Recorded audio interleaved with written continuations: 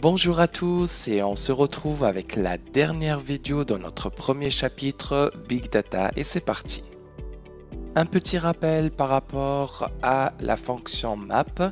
Comme on a vu dans les dernières vidéos, la fonction map dans Spark transforme chaque élément d'un RDD en un nouvel élément et donc elle est utilisée pour les transformations RDD et elle retourne un nouveau RDD en appliquant une fonction donnée à chaque élément du RDD. Par exemple, upper, addition, multiplication, etc. Par contre, FlatMap a la capacité de faire exploser de nombreux nouveaux éléments RDD à partir d'un seul élément RDD. On a vu dans Map, si on a par exemple un texte de 5 lignes, si on applique map avec split, donc on trouve le résultat, c'est 5 lignes séparées. Par contre là, si vous remarquez, on a utilisé flat map avec split et là, il m'a séparé chaque mot à part. Et c'est ça la différence déjà entre map et flat map. Voilà un petit exemple donc concernant la différence entre map et flat map. Quand vous remarquez, donc on a la fonction split. Quand on applique cette fonction avec map, on a un jeu de données.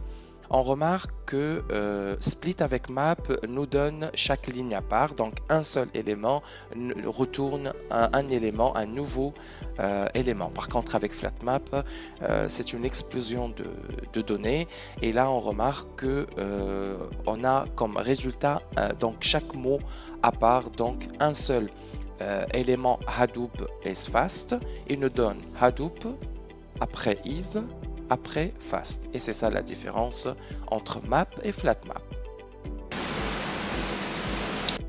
Comme on a vu, Spark tourne autour de l'aspect RDD, comme on a déjà étudié dans les différentes vidéos.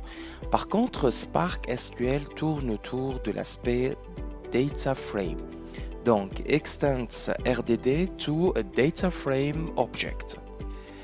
Data Frames contient des objets raw, peut exécuter des requêtes SQL, conduisant à un stockage plus efficace, lire et écrire à JSON, Hive, etc.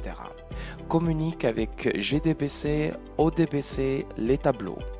Travailler avec les données structurées.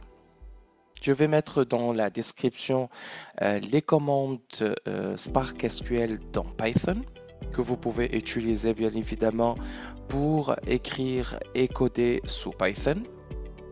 Aussi, vous allez avoir pratiquement quelques fonctions Spark SQL. Et pour le jeu de données dataset et data frame, dans Spark 2.0, un data frame est en réalité sous forme tabulaire. Le schéma de ces données est connu.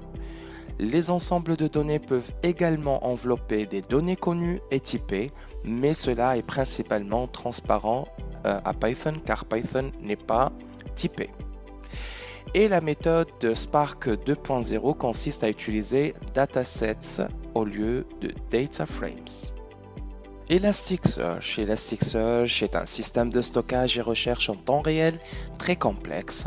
Les recherches peuvent être basées sur du texte, trier les résultats par pertinence. Pour les spécificités, Elasticsearch peut stocker des données sous un format non structuré, présenté en tant qu'API, peut être distribué sur plusieurs ordinateurs, évolutif, rapide et multilingue. Pour l'installation d'Elasticsearch, je vais mettre bien sûr dans la description les étapes à suivre pour installer Elasticsearch. Il faut le télécharger. Après, on doit copier-coller le dossier dans C /Elasticsearch, ouvrir une fenêtre CMD, installer également un outil très important pour envoyer recevoir des requêtes, par exemple Postman, Chrome Sans, etc. Et ouvrir votre navigateur et taper l'adresse localhost 2.92.00 et vous allez trouver aussi un lien pour la documentation sur Elasticsearch. ELK, le plus puissant analyseur de log. ELK signifie déjà Elasticsearch, Logstash et Kibana. Elasticsearch est le système de recherche et d'analyse, c'est l'endroit où vos données sont finalement stockées et il est chargé de fournir tous les résultats de recherche et d'analyse. Logstash, qui se trouve au premier plan, est chargé de structurer vos données comme l'analyse de logs non structurés et de les envoyer à Elasticsearch. Kibana vous permet de créer de jolis graphiques et tableaux de bord pour vous aider à comprendre les données, de sorte que vous n'ayez pas à travailler avec les données brutes renvoyées par Elasticsearch. Pour se spécialiser ou bien approfondir vos connaissances dans Spark, je vous invite à lire, donc je vous présente 2 livres. Learning Spark, Advanced Analytics with Spark. On a d'autres livres que vous pouvez bien sûr lire pour maîtriser le chapitre ou bien Spark spécialement et se spécialiser si vous êtes déjà dans le domaine. Je recommande aussi Data Algorithm et Spark The Definitive Guide. Voilà, on termine notre première série pour le premier chapitre Big Data. Si vous avez des questions, n'hésitez pas à me contacter, je suis là à votre disposition. Et on se retrouve avec une nouvelle série et un nouveau chapitre. Et à bientôt!